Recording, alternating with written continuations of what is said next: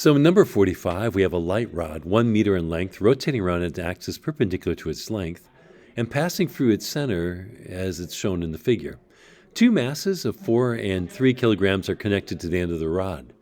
Neglecting the mass of the rod, what's the system's kinetic energy when its angular speed is 2.5 radians per second? So solving this one, remember rotational kinetic energy is 1/2 mv squared. 1/2 I omega squared, the rotational equivalent of 1/2 mv squared. But we got to figure out what the rotational inertia is. If we just do the masses, remember if you're just adding up point masses, you just take each mass times how far it's away from the pivot point squared and add them up. In this case, 4 kilograms is 0.5 meters away from the center, and the 3 kilograms also 0.5 from the center. Its rotational inertia, 1.75 kilogram meters squared. Plugging in the numbers then, we've got the rotational inertia 1.75, the angular velocity 2.5 radians per second, and if you plug it in, you'll get the rotational kinetic energy of 5.47 joules.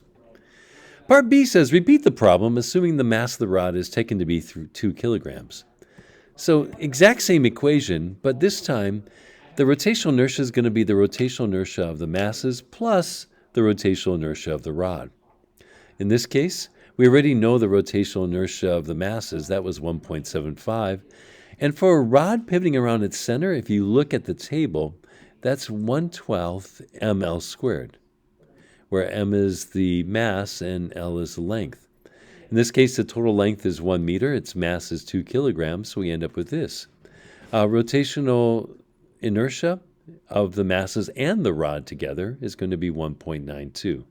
Plugging that into our equation, velocity is still 2.5 radians per second, squaring that, gives us our new rotational kinetic energy, 5.99 joules. The rod doesn't add a lot, whereas the large masses at the end contribute a majority of that rotational kinetic energy.